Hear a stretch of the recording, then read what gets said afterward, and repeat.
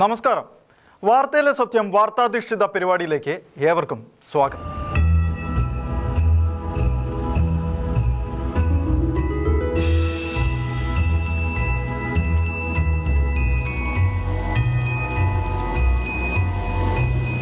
ലോകരക്ഷകനായ യേശുക്രിസ്തുവിന്റെ തിരുപ്പിറവിയുടെ ആഘോഷമായ ക്രിസ്തുമസ് ലോകമെങ്ങുമുള്ള എല്ലാ മനുഷ്യരും ആഘോഷിക്കുന്ന ഒന്നാണ്.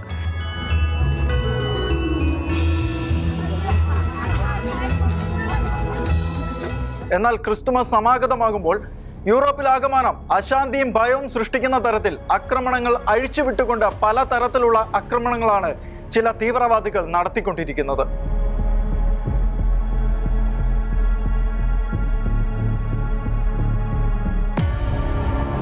കഴിഞ്ഞ കുറേ വർഷങ്ങളായി ജർമ്മനി, ഫ്രാൻസ് എന്നീ പ്രധാനപ്പെട്ട യൂറോപ്യൻ ക്രൈസ്തവ രാഷ്ട്രങ്ങളിലെ ജനങ്ങളുടെ സ്വൈര്യ ജീവിതത്തിന് തുരങ്കം വെച്ചുകൊണ്ട് വിവിധ തരത്തിലുള്ള ആക്രമണങ്ങളുമായി ഇസ്ലാമിക തീവ്രവാദികൾ രംഗത്തിറങ്ങിയിരുന്നു. സ്ഫോടനങ്ങളും വെടിവെപ്പുകളുമൊക്കെ ഇത്തരക്കാർ യഥേഷ്ടം നടപ്പാക്കാറുണ്ടെങ്കിലും കൂടുതലായി ഇവർ നടപ്പാക്കിയത് തദ്ദേശീയർ തിങ്ങി നിറഞ്ഞു നിൽക്കുന്നിടത്ത് ഇടിവണ്ടി ആക്രമണങ്ങളും കത്തി ആക്രമണങ്ങളുമായിരുന്നു.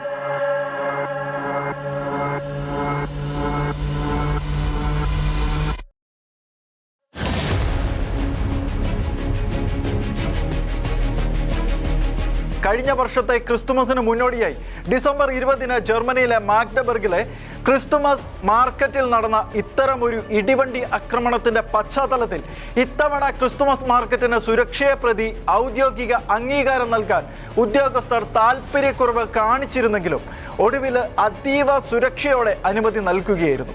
എന്നാൽ ഈ വർഷത്തെ ക്രിസ്തുമസ് സാധനങ്ങളുമായി ജർമ്മനിയിലെ മാർക്കറ്റുകൾ തുറന്നപ്പോൾ തന്നെ തീവ്രവാദ അക്രമത്തെക്കുറിച്ചുള്ള ആശങ്കകൾ ശക്തമായിരുന്നു. വൈകാതെ തന്നെ 29കാരനായ മൊറോക്കോക്കാരന്റെ കത്തി ആക്രമണത്തിന്റെ വാർത്തകളും എത്തി. ശനിയാഴ്ച വൈകുന്നേരം ജർമ്മനിയിലെ തുരിങ്കിയ സംസ്ഥാനത്തിലെ വെയ്മറിലെ നാഷണൽ തിയേറ്ററിന് മുന്നിലുള്ള പ്രശസ്തമായ ഐസ് റിംഗ് മാർക്കറ്റിലായിരുന്നു കത്തി ആക്രമണം ഉണ്ടായത്. കത്തി ഉപയോഗിച്ച് നിരവധി ആളുകളെ ആക്രമിച്ച ശേഷം പ്രതി പോലീസിന് നേരെ ഭീഷണിയുമായി തിരിഞ്ഞതോടെ കുരുമുളക് സ്പ്രേ ഉപയോഗിച്ച് പോലീസ് ബലപ്രയോഗത്തോടെ പ്രതിയെ കീഴ്പ്പെടുത്തി കസ്റ്റഡിയിലെടുക്കുകയായിരുന്നു. ആക്രമണ ശ്രമം തടയുന്നതിനിടെ പോലീസ് ഉപയോഗിച്ച കുരുമുളക് സ്പ്രേയുടെ എഫക്റ്റിൽ പ്രതിക്കും അയാൾക്കൊപ്പം ഉണ്ടായിരുന്ന മറ്റു 3 പേർക്കും നിസാര പരിക്കേറ്റിട്ടുണ്ട്. ഇത് ഭീകരാക്രമണമായിരുന്നില്ല, മറിച്ച് ചില ഇച്ഛാഭംഗങ്ങളെ തുടർന്ന് ഒരുവൻ കാട്ടിക്കൂട്ടിയ കോപ്രായങ്ങളാണെന്ന് വ്യക്തമായിട്ടുണ്ട്. എന്നാലും ക്രൈസ്തവ സമൂഹത്തിന്റെ ആഘോഷങ്ങളായ ക്രിസ്തുമസും ഈസ്റ്ററും ഒക്കെ കാത്തിരുന്നിട്ടെന്നതുപോലെ ആക്രമണവുമായി ഇറങ്ങുന്നത് തീവ്രവാദികളുടെ പതിവ് ശൈലിയായി മാറിയിരിക്കുകയാണ്. കഴിഞ്ഞ ദിവസം അമേരിക്കയിലെ വൈറ്റ് ഹൗസിന് സമീപത്ത് നടന്ന അഫ്ഗാൻ അഭയാർത്ഥിയുടെ ഭീകരാക്രമണ വെടിവയ്പിൽ നാഷണൽ സെക്യൂരിറ്റി ഗാർഡിലെ ഒരു ഉദ്യോഗസ്ഥ കൊല്ലപ്പെട്ടതിന്റെ ആശങ്കകൾ ശമിക്കുന്നതിന് മുൻപെയാണ് തുടരെ ഇത്തരം സംഭവങ്ങൾ അരങ്ങേറുന്നത്. അതിശക്തമായ സുരക്ഷാ വലയങ്ങൾ നിലനിൽക്കുന്ന സ്ഥലമാണ് ട്രംപ് അടക്കമുള്ള അമേരിക്കയുടെ ഭരണാധികാരികളുടെ ഔദ്യോഗിക വസതിയായ വൈറ്റ് ഹൗസും പരിസരമെങ്കിലും അവിടേക്ക് ഒരു അഫ്ഗാനിസ്ഥാൻ തീവ്രവാദി നുഴഞ്ഞു കയറി വരികയും കയ്യിലിരുന്ന തോക്കുപയോഗിച്ച് സുരക്ഷാ ഭടന്മാർക്കെതിരെ തുടർച്ചയായി വെടിവെക്കുകയും ചെയ്തതും മാരകമായി പരിക്കേറ്റ് അവരിൽ ഒരാൾ മരണപ്പെട്ടതും ഇപ്പോൾ പാശ്ചാത്യ ക്രൈസ്തവ രാഷ്ട്രങ്ങൾക്കിടയിൽ കനത്ത ഭീതിയാണ് ഉണ്ടാക്കിയിരിക്കുന്നത്. ഇത്തരം ആക്രമണങ്ങൾ നടത്താൻ തീവ്രവാദികൾ ക്രിസ്തുമസിന്റെയും ഈസ്റ്ററിന്റെയും വേളകൾ തിരഞ്ഞെടുക്കുന്നത് ആഗോള ക്രൈസ്തവ സമൂഹത്തിനെതിരായ അതിശക്തമായ നീക്കത്തെയും ലോകം മുഴുവൻ കൊണ്ടാടപ്പെടുന്ന ക്രിസ്തുമസ് എന്ന ആഘോഷത്തിന്റെ പ്രൗഢി ഇല്ലാതാക്കാനുമാണെന്ന് തർക്കമൊന്നുമില്ല. 2016-ലെയും 2024-ലെയും ക്രിസ്തുമസ് ആഘോഷങ്ങൾക്കിടയിൽ തീവ്രവാദികൾ ജർമ്മനിയിൽ ഇത്തരം ആക്രമണങ്ങൾ അഴിച്ചുവിട്ടിട്ടുണ്ട്.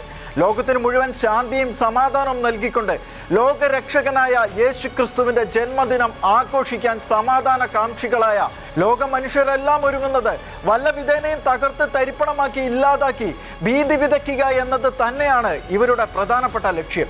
ദൈവപുത്രനായ യേശുക്രിസ്തുവിന്റെ ജനനത്തെ തികഞ്ഞ അസഹിഷ്ണുതയോടെ കാണുന്ന ചില പഠിപ്പിക്കലുകളാണ് ക്രിസ്തുമസ് കാലത്തെ ആക്രമണങ്ങൾക്കുള്ള തീവ്രവാദികളുടെ പ്രചോദനം. ചില വർഷങ്ങൾക്ക് മുൻപ് ശ്രീലങ്കയിൽ നടന്ന ഈസ്റ്റർ ബോംബിങ്ങും അതോടനുബന്ധമായി തന്നെ പഠിക്കേണ്ടതാണ്.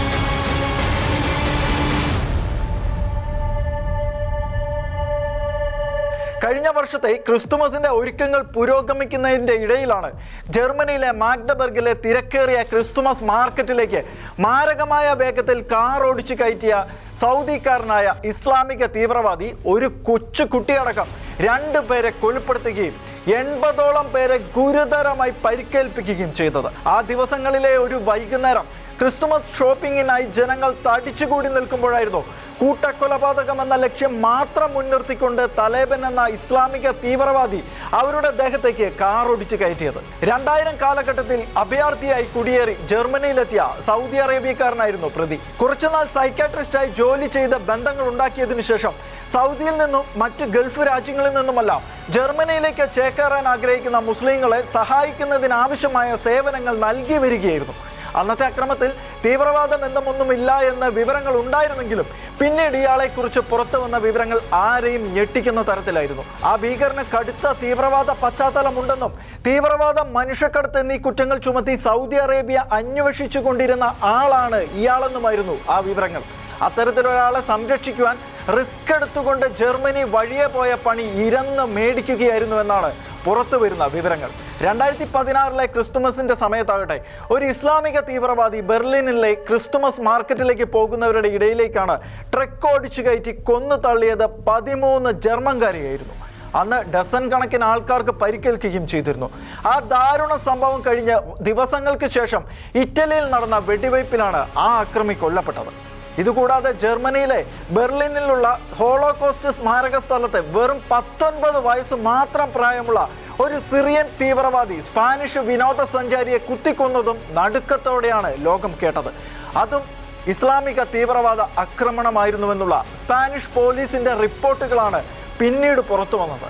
ഇങ്ങനെ ചില തീവ്രവാദ ആക്രമണങ്ങളും സ്ഫോടനങ്ങളും കത്തിക്കുത്തുകളും ജർമ്മനിയിൽ തുടർച്ചയായതോടെ ഉണർന്ന് പ്രവർത്തിച്ച ജർമ്മൻ സർക്കാർ ഇസ്ലാമിക തീവ്രവാദികൾക്കെതിരെ ശക്തമായ നടപടി കൈക്കൊള്ളുവാനും ഇസ്ലാമിക തീവ്രവാദ സ്വഭാവമുള്ള ഇസ്ലാമിക സംഘടനകളും ഏതാനും മസ്ജിദുകളുമൊക്കെ പൂട്ടിക്കെട്ടാനുമുള്ള ശക്തമായ നടപടികളുമായി മുന്നോട്ട് വരികയും ചെയ്തിരുന്നു. എന്നാൽ അത്തരം നടപടികളുടെ തീവ്രത തെല്ല് കെട്ടുപോയതിനാലാകാം വീണ്ടും പിശാചുക്കൾ കത്തിയും ഇടിവണ്ടിയുമായി രംഗത്തിറങ്ങിയത്. ഇസ്ലാമിക തീവ്രവാദികളുടെ കത്തി ആക്രമണങ്ങളുടെ ഒരു പരമ്പര തന്നെയാണ് ജർമ്മനിയിൽ ഉണ്ടായിട്ടുള്ളത്. മാസങ്ങൾക്ക് മുൻപ് ഒരു ജൂൺ മാസത്തിൽ മാൻഹൈമിൽ ഒരു പോലീസ് ഉദ്യോഗസ്ഥനെ കത്തി ആക്രമണത്തിൽ കൊന്നത് അഫ്ഗാൻകാരനായ ഒരു ഇസ്ലാമിക തീവ്രവാദിയായിരുന്നു. 2 മാസങ്ങൾക്ക് ശേഷം പടിഞ്ഞാറൻ നഗരമായ സോളിഗനിൽ നടന്ന ഒരു തെരുവ് ഉത്സവത്തിനിടെയുണ്ടായ സിറിയൻ തീവ്രവാദിയുടെ കത്തിക്കുത്തേറ്റ് 3 പേർ കൊല്ലപ്പെടുകയും 8 പേർക്ക് പരിക്കേൽക്കുകയും ചെയ്തിരുന്നു. 2023 ജനുവരിയിൽ ബ്രോക്സ്റ്റഡ് റെയിൽവേ സ്റ്റേഷനിൽ ഒരു റീജിയണൽ ബാൻഡ് ട്രെയിനിൽ നടന്നത് കൂട്ട കത്തിക്കുത്തായിരുന്നു. അന്ന് 2 പേർ കൊല്ലപ്പെടുകയും 10ഓളം പേർക്ക് മാരകമായി പരിക്കേൽക്കുകയും ചെയ്തിരുന്നു. 2018 മാർച്ചിൽ ജർമ്മനിയിലെ ബർഗഡോലിൽ 24-കാരിയായ പെൺകുട്ടിയെ ഒരു സിറിയൻ അഭയാർത്ഥി കുത്തിക്കൊന്നിരുന്നു. 2 മാസങ്ങൾക്ക് ശേഷം ഫ്ലോറൻസ്ബർഗിലെ അതിവേഗ ട്രെയിനിൽ വെച്ച് ഡ്യൂട്ടി കഴിഞ്ഞ് മടങ്ങുകയായിരുന്ന ഒരു വനിതാ പോലീസ് ഉദ്യോഗസ്ഥയെ എറിത്രിയൻ അഭയാർത്ഥിയായ ഒരു തീവ്രവാദി കുത്തിക്കൊന്ന സംഭവമുണ്ടായി. 2016 ഹാംബർഗിലെ നഗരത്തിൽ ഇസ്ലാമിക സ്റ്റേറ്റുമായി ബന്ധമുള്ള തീവ്രവാദി കത്തി ആക്രമണത്തിലൂടെ കൊലപാതകം നടത്തിയിരുന്നു. കഴിഞ്ഞ മെയിൽ ഹാംബർഗിലെ തന്നെ സെൻട്രൽ റെയിൽവേ സ്റ്റേഷനിൽ നടന്ന കൂട്ട കത്തിക്കുത്തിലും നിരവധി പേർക്ക് മാരകമായി പരിക്കേറ്റിരുന്നു. ഈ വർഷം തന്നെ മ്യൂണിക്കിലും റൂട്ടലിംഗനിലും അതിഭീകരമായിരുന്ന കത്തിക്കുത്ത് ആക്രമണങ്ങൾ അരങ്ങേറി. 2016 ഡിസംബർ 19 ബെർലിനിലെ കൈസർ ബിൽമോഹം മെമ്മോറിയൽ പള്ളിക്ക് സമീപം ക്രിസ്മസ് മാർക്കറ്റിലേക്ക് ഒരു ട്രക്ക് മനഃപൂർവ്വം ഇടിച്ചു കയറ്റി 12 പേർ കൊല്ലപ്പെടുകയും 56 പേർക്ക് പരിക്കേൽക്കുകയും ചെയ്തു. ട്യൂണീഷ്യക്കാരനായിരുന്നു ഈ കേസിൽ പ്രതി.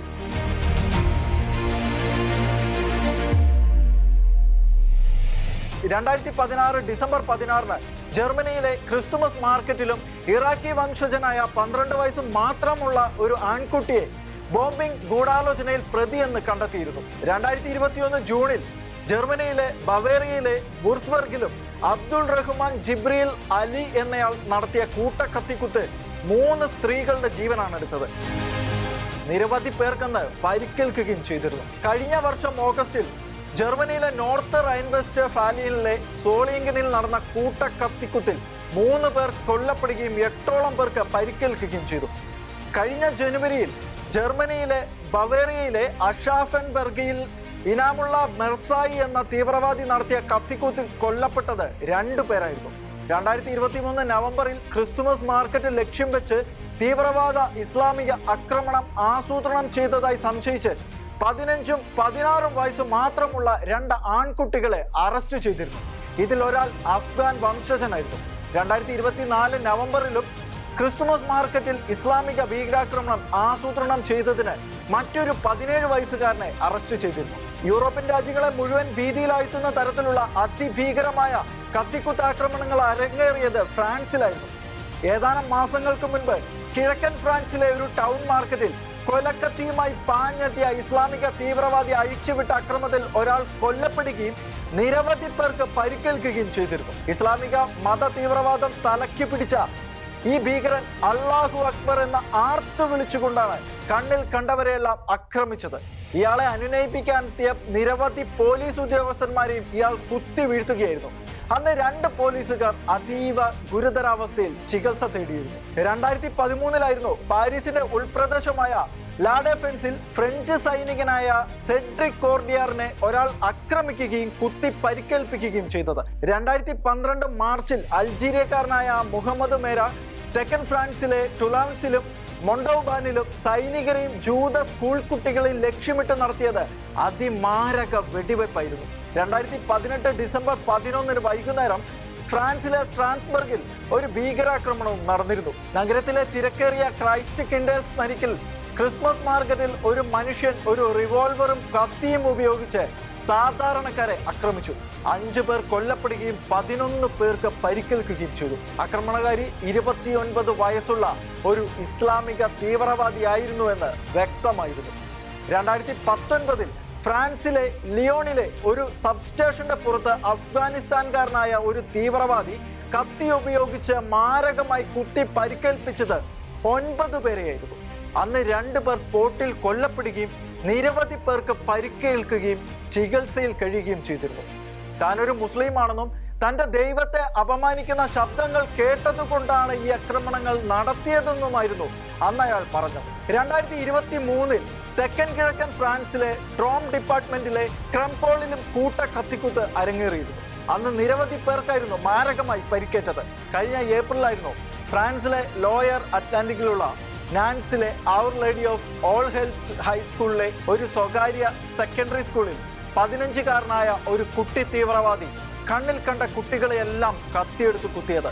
തൽക്ഷണം തന്നെ ഒരു വിദ്യാർത്ഥിനി മരിക്കുകയും നിരവധി കുട്ടികൾക്ക് പരിക്കേൽക്കുകയും ചെയ്തിരുന്നു. ഈ കുറ്റവാളിയും ഒരു തീവ്രവാദത്തിൽ ആകൃഷ്ടനായ വ്യക്തിയായിരുന്നു. യൂറോപ്പിലെ പ്രമുഖ രാജ്യങ്ങളായ Spain, Poland, Russia, Ukraine, UK, Belgium തുടങ്ങിയ രാജ്യങ്ങളിലൊക്കെ ഇസ്ലാമിക തീവ്രവാദികൾ ഇത്തരത്തിലുള്ള കത്തിയാക്രമണങ്ങൾ നടത്തി ഭീതി വിതച്ചിട്ടുണ്ട്. ബെൽജിയത്തിലെ ക്രിസ്തുമസ് മാർക്കറ്റിൽ പാലസ്തീനികൾ ചേർന്ന് പാലസ്തീന്റെ പതാക ഉയർത്തിക്കൊണ്ട് ആഘോഷിക്കുന്നതിന്റെ ദൃശ്യങ്ങളും ഇപ്പോൾ പുറത്തു വന്നിട്ടുണ്ട്. ക്രിസ്ത്യാനികൾക്കെതിരെ നിരന്തരമായ ഭീകരാക്രമണങ്ങൾ നടമാടുന്ന നൈജീരിയ എന്ന ആഫ്രിക്കൻ രാജ്യത്തിലെ ക്രൈസ്തവർക്കും ക്രിസ്തുമസ് ഒരു ഭീതിജനകമായ ഓർമ്മയാണ്. ക്രിസ്തുമസിനോടനുബന്ധിച്ച് വർഷം തോറും ആക്രമണങ്ങൾ നടന്നിട്ടുണ്ട്. 2022, 2023, 2024 എന്നീ കഴിഞ്ഞ 3 വർഷങ്ങളിലും ക്രിസ്തുമസ് സീസണിൽ നൈജീരിയയിൽ ഉണ്ടായിട്ടുള്ളത് മാരകമായ ഭീകരാക്രമണങ്ങളായിരുന്നു. 2023 ഡിസംബറിൽ പ്ലാറ്റോ സ്റ്റേറ്റിൽ നടന്ന ക്രിസ്തുമസ് രാവിൽ നടന്ന കൂട്ടക്കൊലകൾ ഏറ്റവും മോശമായവയിൽ ഒന്നായിരുന്നു. ഡസൻ കണക്കിന് ക്രിസ്ത്യൻ ഗ്രാമങ്ങളിലായി കുറഞ്ഞത് 140 മുതൽ 200 വരെ ആളുകൾ കൊല്ലപ്പെട്ടിരുന്നു എന്നാണ് കണക്കുകൾ. ഈ ആക്രമണങ്ങളിലെല്ലാം പ്രതിസ്ഥാനത്ത് നിൽക്കുന്നത് ഫുലാനി തീവ്രവാദികളും ബൊക്കോ ഹറാം, ഇസ്ലാമിക് സ്റ്റേറ്റ്, വെസ്റ്റ് ആഫ്രിക്ക പ്രവിൻഷ്യ പോലുള്ള മറ്റ് സായുധ ഗ്രൂപ്പുകളുമാണ്. ആക്രമണത്തിനിടെ ആക്രമണകാരികളെല്ലാം അല്ലാഹു അക്ബർ എന്ന് വിളിച്ചതായി ദൃക്സാക്ഷികൾ റിപ്പോർട്ട് ചെയ്തിട്ടുണ്ട്. ഈ ആക്രമണങ്ങളിൽ ഗണ്യമായ ജീവഹാനികളും റിപ്പോർട്ട് ചെയ്യപ്പെട്ടിട്ടുണ്ട്. എന്നാൽ ഈ വർഷവും ക്രൈസ്തവർക്കെതിരായ ആക്രമണങ്ങൾക്കെതിരെ അമേരിക്കൻ പ്രസിഡന്റ് ട്രംപിന്റെ ശക്തമായ മുന്നറിയിപ്പുകളും താക്കീതുകളും നൈജീരിയയ്ക്ക് ലഭിച്ചിരിക്കുന്നതിനാൽ സ്ഥിതിഗതികൾ തെല്ല് ശാന്തമായേക്കുമെന്ന് പ്രതീക്ഷിച്ചെങ്കിലും നൈജീരിയയിൽ നിന്ന് ദിനംപ്രതി വരുന്ന വാർത്തകൾ നൈജീരിയ ക്രൈസ്തവ കൂട്ടക്കുരുതിയുടെ കളമായി തന്നെ തുടരുകയാണ് എന്ന് ഉറപ്പിക്കുന്നതാണ്. യൂറോപ്പിനും ആഫ്രിക്കയ്ക്കും ഒപ്പം ഏഷ്യൻ രാജ്യങ്ങളിലെ ക്രൈസ്തവ ആഘോഷങ്ങളിലും ഇസ്ലാമിക തീവ്രവാദികൾ ആക്രമണം അഴിച്ചുവിട്ടിട്ടുണ്ട്. 2017 പാകിസ്ഥാനിലെ കൊച്ചിയിൽ പള്ളിയിൽ നേറ്റിവിറ്റി ആരാധന ലക്ഷ്യമിട്ട് തീവ്രവാദികൾ നടത്തിയ ആക്രമണത്തിൽ 9 പേരാണ് കൊല്ലപ്പെട്ടത്. ക്രിസ്തുമസിന് മുൻപുള്ള ശുശ്രൂഷയിൽ പങ്കെടുക്കാനെത്തിയ 9 പേരെയായിരുന്നു തീവ്രവാദികൾ കൊലപ്പെടുത്തിയത്. 2019 ഈസ്റ്റർ ദിനത്തിൽ ശ്രീലങ്കയിലെ 3 കത്തോലിക്ക സഭകളിലായി ഇസ്ലാമിക തീവ്രവാദികൾ നടത്തിയ ബോംബാക്രമണം ഏഷ്യൻ ഭൂഖണ്ഡത്തെ തന്നെ സ്തംഭിപ്പിച്ച ഒന്നായിരുന്നു. 330 ആളുകളായിരുന്നു ആക്രമണത്തിൽ കൊല്ലപ്പെട്ടത്. ഈ ആക്രമണത്തിൽ മാരകമായി പരിക്കേറ്റത് 500ഓളം പേർക്കായിരുന്നു. National Thowheeth Jamaath, Jamiyathul Millathu Ibrahim, Islamic State of Iraq and Levant Khorasan പ്രവിശ്യ എന്നീ ഇസ്ലാമിക ഭീകര സംഘടനകളിലെ തീവ്രവാദികളായിരുന്നു അന്ന് മരണം വിതച്ചുകൊണ്ട് ശ്രീലങ്കയിലെത്തിയത്. കുടിയേറ്റക്കാർക്കെതിരെ ശക്തമായ നടപടികളുമായി ട്രംപ് മുന്നോട്ട് പോകുന്നതിനിടയിലും കഴിഞ്ഞ ദിവസം നടന്ന വെടിവെപ്പോടെ അമേരിക്കയിലും കടുത്ത സമ്മർദ്ദത്തിലായിരിക്കുകയാണ്. ഈ വർഷത്തിലെ ആദ്യ ദിവസമായ പുതുവത്സര ദിനത്തിൽ അതിരാവിലെ യുഎസിലെ ലൂസിയാനയിലെ ന്യൂ ഓർഡിയൻസിലെ വിനോദസഞ്ചാര മേഖലയായ ബേർബണിലെ ജനക്കൂട്ടത്തിലേക്ക് കാർ ഓടിച്ചു കയറ്റി 10ലധികം പേരെ കൊല്ലുകയും 30ലധികം പേരെ പരിക്കേൽപ്പിക്കുകയും ചെയ്ത ക്രൂര സംഭവത്തിന്റെ പിന്നിലും തീവ്രവാദ നീക്കങ്ങളാണെന്ന നിഗമനങ്ങളെ അരക്കെട്ടിട്ട് ഉറപ്പിക്കുകയായിരുന്നു. മെക്സിക്കോയിൽ നിന്നും കുടിയേറി യുഎസിലെത്തി പൗരത്വം നേടിയ ടെക്സാസുകാരൻ ഷംസുദ്ദീൻ ജബ്ബാർ എന്നയാളാണ് ക്രൂരകൃത്യം ചെയ്തതെന്നും ഇയാൾ യുഎസിലെ മുൻ സൈന്യത്തിൽ IT സ്പെഷ്യലിസ്റ്റ് ആയിരുന്നുവെന്നുമുള്ള FBI റിപ്പോർട്ടുകളാണ് ഇപ്പോൾ പുറത്തുവരുന്നത്. ആൾക്കൂട്ടത്തിന്റെ മുകളിലേക്ക് വാഹനം കയറ്റിയ ശേഷം ഈ തീവ്രവാദി സുരക്ഷാ ഡ്യൂട്ടിയിലുള്ള ഉദ്യോഗസ്ഥർക്ക് നേരെ വെടിയുതിർക്കുകയും അവർ തിരിച്ചു നടത്തിയ വെടിവയ്പിൽ കൊല്ലപ്പെടുകയും ചെയ്തെന്നാണ് പോലീസ് പറയുന്നത്. ആക്രമണത്തിൽ മരിച്ചവരെ കൂടാതെ 2 ഉദ്യോഗസ്ഥർക്ക് പരിക്കേൽക്കുകയും ചെയ്തു. ഇയാൾ ഓടിച്ച വാഹനത്തിൽ നിന്നും ഇസ്ലാമിക് സ്റ്റേറ്റ് ഗ്രൂപ്പിന്റെ പതാകയും കണ്ടെത്തിയിരുന്നു. യൂറോപ്പിലെ ഏതെങ്കിലും ഒരു രാജ്യത്ത് ഇസ്ലാമിക തീവ്രവാദികളുടെ ആക്രമണം ഇല്ലാത്ത ഒരു ദിവസം പോലും ഇല്ല എന്ന അവസ്ഥയിലാണ് ഇപ്പോൾ കാര്യങ്ങൾ എത്തി നിൽക്കുന്നത്. ഈ രാജ്യങ്ങളിലൊക്കെ ഇടത് സ്വതന്ത്രവാദികൾ അധികാര ലബ്ധിക്ക് വേണ്ടി ഈ തിന്മയുടെ ശക്തികളെ കെട്ടഴിച്ചു വിട്ടത് തന്നെയാണ് ഈ ഭീകരാന്തരീക്ഷത്തിന്റെ പിന്നിലെ പ്രധാനപ്പെട്ട കാരണം. തീവ്ര വലതുപക്ഷ നയങ്ങളും ക്രൈസ്തവികതയും ശക്തമാക്കുകയല്ലാതെ ഇതിനെ പ്രതിരോധിക്കാൻ വേറെ മാർഗങ്ങളൊന്നുമില്ല. ഇടത് സ്വതന്ത്ര ഇസ്ലാമിക നിലപാടുകളിൽ ഊന്നി കനത്ത ഔദാര്യങ്ങളുമായി ഇസ്ലാമിക കുടിയേറ്റക്കാരെ പ്രോത്സാഹിപ്പിച്ചവരൊക്കെ ഇപ്പോൾ അബദ്ധം പറ്റിയിരിക്കുന്നത് മനസ്സിലാക്കുകയാണ്. തങ്ങൾ കളത്തിലിറക്കിയ തീവ്രവാദികളുടെ കൊലക്കത്തി തങ്ങളുടെ നെഞ്ചിൽ കയറുന്നത് എപ്പോഴാണെന്നറിയാതെ ചങ്കിടിപ്പോടെ പരക്കം പായേണ്ട പരമഗതികളിലേക്ക് അവർ ചെന്നെത്തിയിരിക്കുകയാണ്.